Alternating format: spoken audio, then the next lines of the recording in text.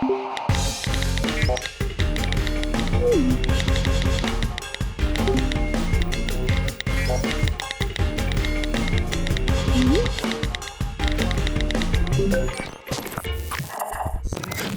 back to SubHub, the podcast where we dive into the strategies behind standout app businesses.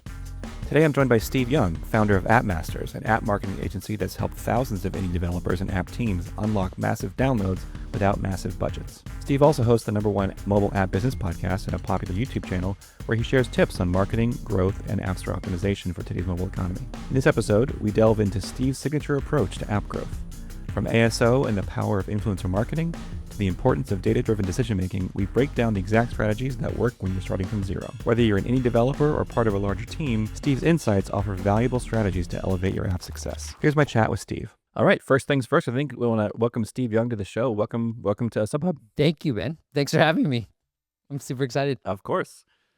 Yeah, me too. So today, I think we're going to be covering something kind of specific and hopefully very useful to both of our Yeah. audiences, and it's really about kind of growth hacking and how to get get your app in front of more people and get it to be more successful. I think I actually talked to Vitaly about this exact strategy, but for those who aren't familiar, this is what I call the greatest growth hack in the world, and it's really meant for 0 to 1 strategies, Ben. I think if you're an established app, you don't need to think about all this stuff. But if you're a 0 to 1 app, you're just trying to find some traction for your app. It's early days. Maybe you tried some Meta. Maybe you tried some Apple search ads. Maybe you tried ASO and nothing was really going. This is the greatest growth hack in the world for this. So just to give you some context, I know, Ben, thanks for the intro, but just to give you some context too for those, we work with thousands of apps before with some of the biggest companies in the world.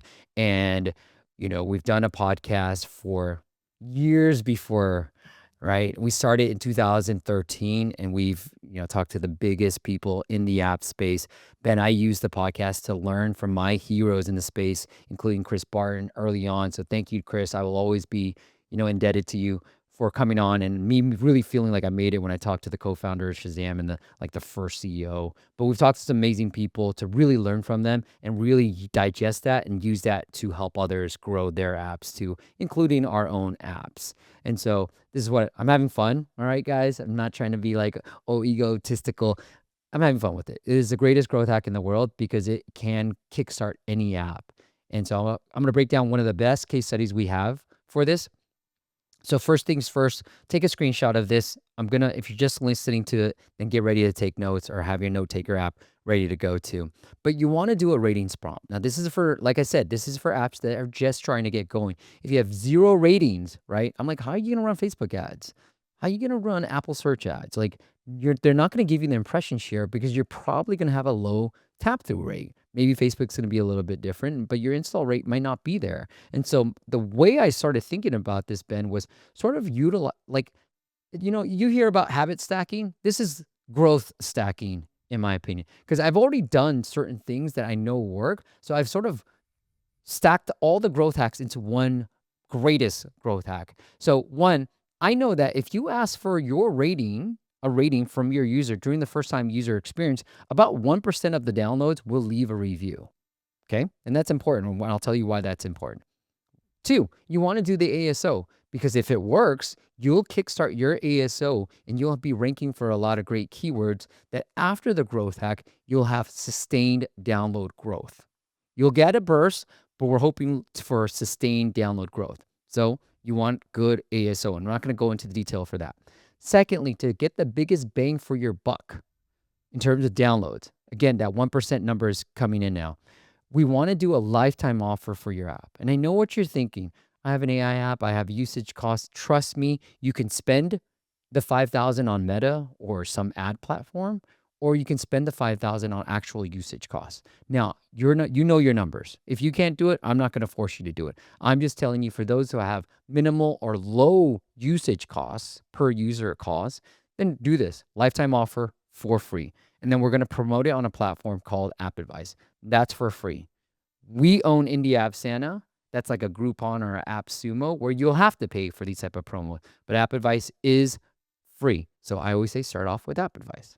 All right. You with me so far, Ben? Anything that you want more explanation on these points? Yeah, so I mean, this makes total sense. I would say for the beginning there with ratings, it makes total sense, right? That people are not going to be interested in an app that has no ratings or has one rating. So when it comes to that first piece of advice and getting that prompt in there, getting it part of the first user experience, getting people to rate it, what would you see as far as numbers that would let you feel comfortable to maybe move on to the next steps, or where you feel like then the ratings are in a good spot? And kind of as a follow-up question, are we looking at this from the perspective of simple human psychology, of an actual human looking at your app store listing and observing the rating count and using that in their own decision making process and whether they're further interested in the app? And or are we talking about something related to, algorithmic popularity of your application due to ratings, or is it both maybe? I'm such a pro, Ben. I'm going to know all your answers and I'm going to answer it in the same order that you just asked for it. Okay. The reason why that it is the ratings prompt during the first time user experience, I would say about 100. And that's why I came up with the idea, right? We need 10,000 downloads. The times that I have done more than 10,000 downloads, I've done a lifetime offer for free. So 1% of 10,000 is 100. And that is a number I just made up, but I've read other books that kind of back up 100 being a good number. So it's just triple digits, right? It's not a whole lot, but it's something to get some social proof in there. So that's why you want that in there. So that second answer is 100. Are we looking at this mostly from the perspective of humans, right, or No, it's algorithms? both. It's definitely both, right? It is definitely both. It is humans just to see it because, a lot of times, even on Google, the way SEO is ranked, especially if you look for like calorie tracking app, right? And you'll see on mobile Google web, mobile search web, you'll see that Google is starting to show apps under that search. And that rating, that sorting ranking is sort of through from my judgment and my personal opinion right now is because of ratings. So for the algorithm and for real humans too. So as far as the lifetime offer and kind of the specific length of 2 days, is there something behind the 2 days? Is it maybe because of the idea that it's kind of specifically a Yeah. tease?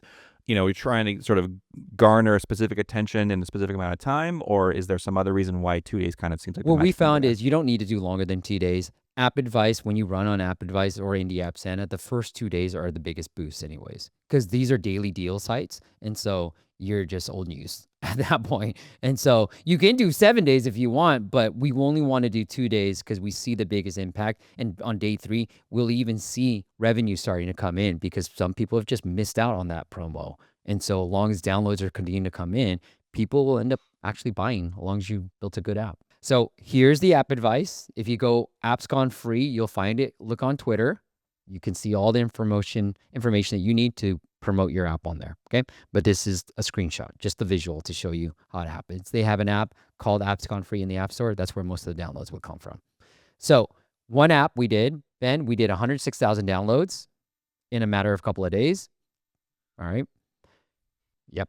So it went crazy. Lifetime offer for free. And it was an AI note-taking app. So just FYI, there are some inherent costs, but the developer was willing to take the risk. We had 800 new ratings, 200 in the US, 600 worldwide, with an average rating of 4.8.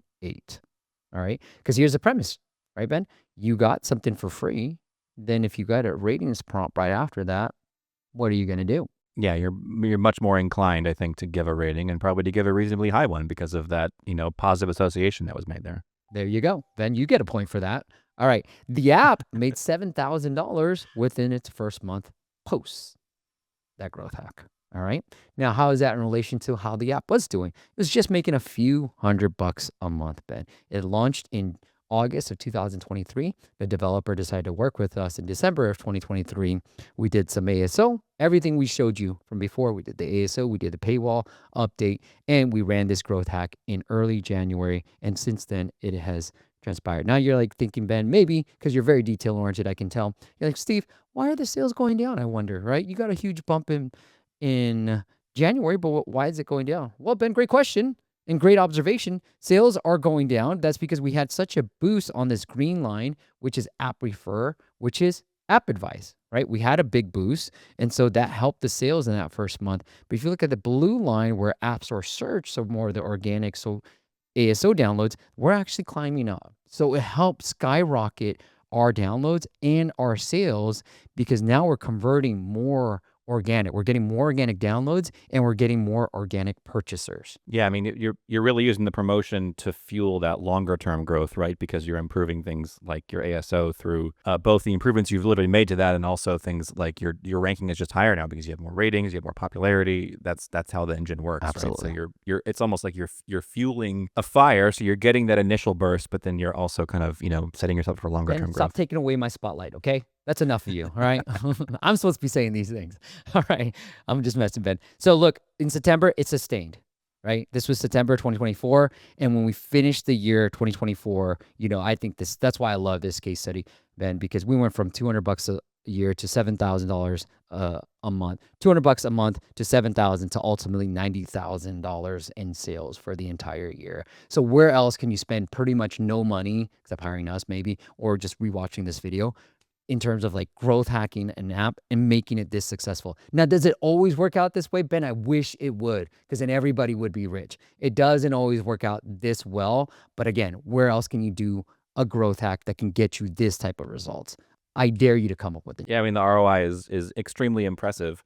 Have you noticed with this kind of growth hack a particular category or categories of app that tend to work better on? Are there Yeah. things where maybe you can give some negative advice, but like if you're doing X, right, this is probably not going to work for you? Yeah. I mean, look, if you already got an app that works really well and you got about over 100 ratings, there's no reason why you should do this, right? But the category of app, I think the more that it appeals to a broader audience, the better it's going to work out. This is an AI note-taking app that had 106,000 downloads. Like, we rarely do six figures in downloads. The ones that are more like meditation oriented or fitness oriented, that one applies more to a general broader audience. Those tend to do well than like niche apps. Like, I'm gonna do an ab workout, right? That's probably not gonna work as well. It will still help because here's some other case studies that we've done this app. Here's our app. We did 10,000. This was just the difference between Indie App Santa and App Advice, and how like Indie App Santa we own. So I'm like, all right, we do well too, just in case, yeah. And then our second app, we took it from zero to just a few $1,000s a month, right? So this is another way. This is a brand new app. We launched it. We got to $1,000 right away, pretty quickly using this growth hack.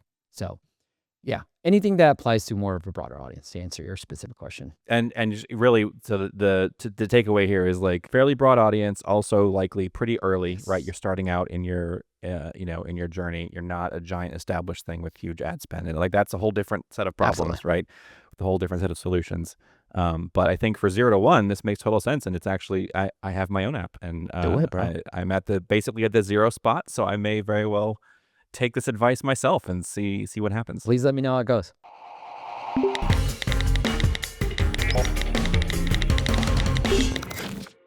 Are there any other tips that you can provide? We're looking at specifically 0 to 1, these new folks, maybe around like ASO.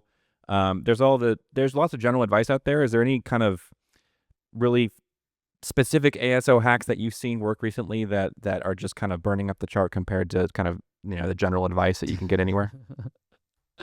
Oh man, you want me to reveal the entire thing? Okay. Well, I'm gonna give you some. I'm trying to share not as much anymore because we've got a pretty decent platform now, and anything I say generally gets taken. But anyways, that's so. What I would say, Ben, is don't sleep on niche apps. Okay, and this is in line with ASO. So for me, there's a lot of tracking apps, and a lot of people are just focused on the same tracking apps, and I'm like, bro. Like, without revealing the things that I know, I'm like, there's a lot of blank trackers that you're not paying attention to that from an ASO standpoint, probably easier to rank for and drive that early traction so that you're not reliant on like, how do I get this app going? Oh, I got to spend money on Meta, right? Like, ASO is free if you can get something to work. So find niche keywords. And why I like niche keywords are here example of apps that we've personally worked with. So I know the exact numbers, but these are the sensor tower numbers that I'm providing for you, right? You don't need that many downloads to make a whole lot of money. That's the cool part of niche apps because they tend to be more painkiller apps, as I like to call them, because you're solving a real need for somebody. It's more niche. So think meditation versus anxiety relief. One has less volume in terms of searches, anxiety relief, but a greater need. And if somebody downloads an app for anxiety relief, guess what they're more likely to do? They're more likely to pay you. And I've seen it time and time again. So I can show you some of my favorite tools to use, but what I've been doing from an ASO standpoint, because ASO is getting so hard these days, Ben, is finding the need first. So finding the keywords first, then building the app for that. So because for the first 10 years of my app journey where I was building apps, especially in the first, let's say definitely in the first couple of years, I was building apps that I thought should be in the space, right? And now I know how hard it is to market and the money that you have to spend in just testing a stupid creative. I'm like, dang it, man, I want the easy route. What are people looking for? Let me just build that. And that's where we've seen some really good success on. And so I'm very bullish on the AI space. You might have those numbers too through Adapty. The AI apps are tending to perform pretty well. And so think about, there's a lot of categories in the AI space. We work with one client that we launched a brand new AI app, Ben, just using ASO alone. We got it to $5,000 in revenue literally within the first month, just because the category was ripe. Like not a lot of people were focusing in on using AI for this particular category. So that's all I can say.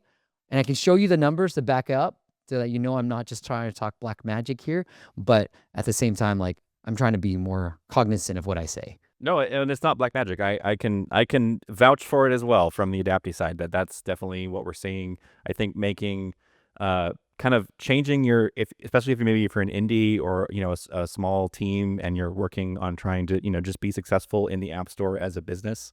I think Steve's advice of, instead of building stuff that you just think should exist in the world, which is a very noble cause in general. Yes. If your goal is specifically to make revenue, maybe even in the short term, the strategy of let's maybe back into an app idea through the purpose of the structure of keywords and what is both popular but not too popular, and has interest in the space but not too much interest in the space, so that you can still there's still room for you to kind of elbow your way to hopefully to the front of the chart if you can. So I think that makes total sense. And it is an interesting dichotomy of, we just spent 15 minutes explaining how to, growth hack your way into popularity. And the advice was, don't be too specific with those, because that can make it more difficult. That's true. And now we're saying kind of the exact opposite, but that they're I think both good pieces of advice, and they both allow you as an app developer or our company to sort of approach this from two different perspectives, and hopefully gain success in either way. And it's really up to you as a dev,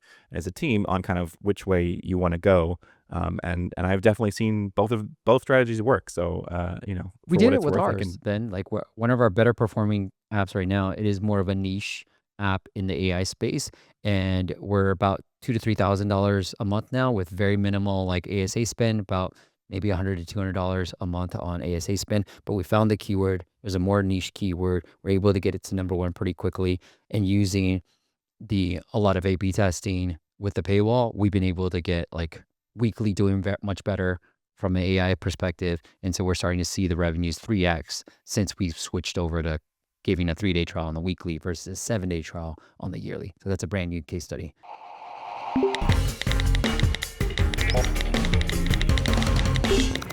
Yeah, it's interesting that the trials, it seems like the trend seems to be that they work better when they're shorter, which you kind of that seems maybe a little bit sort of against what you would imagine, just thinking about it sort of cold, but. For sure. So here it is. This is an app. I have this in here because we did the app advice campaign right here. That's where we got downloads. So these are the first time downloads, and this is by month. We launched last October 2024.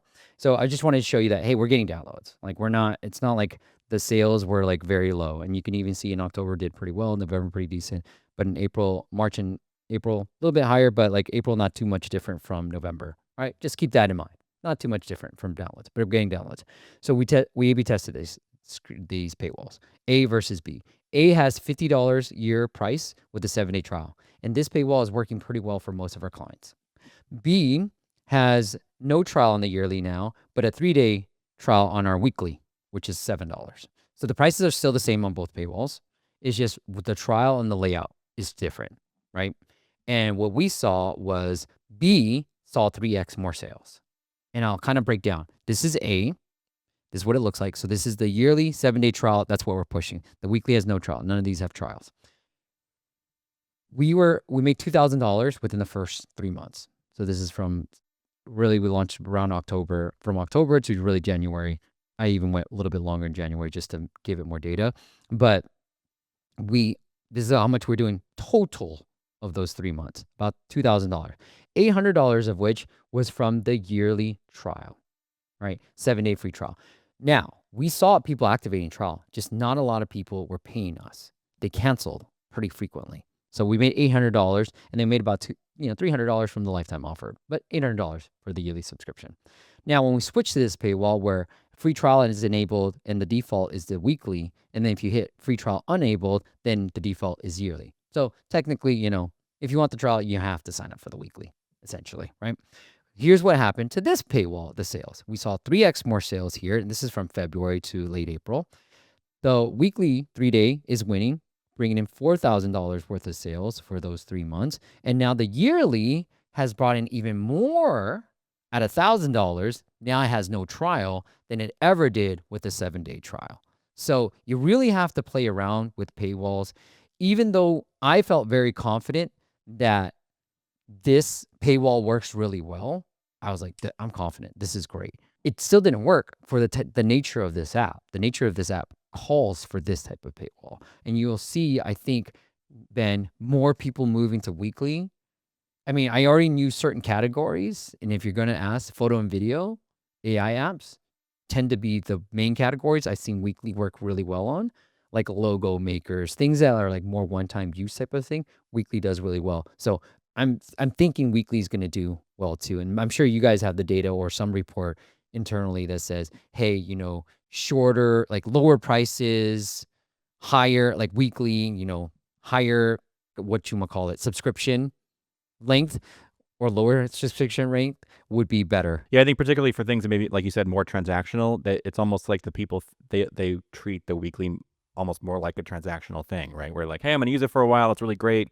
I'm going to cancel it for a little bit because I'm not using it. Oh, but I need it again. So I'm going to go reactivate it and use it some more. And you could get more revenue than you would if they just maybe tried it once for a month and like, it turns out out of the month, I didn't use it that much. So it doesn't feel like it's worth it to me. And you cancel and you never come back. Absolutely. I think with weekly, it makes it feel more transactional to them, which, you might think is maybe a downside. And I think you're right that depending on the category, it certainly could be a downside. They subscribe and go, oh, never mind. Right. But with things that are sort of transactional in nature, like you said, a logo maker or whatever, I think the weekly gives people more flexibility, and I think people value that, and so they're more likely to interact with your app and your subscription kind of in fits and starts throughout the long term.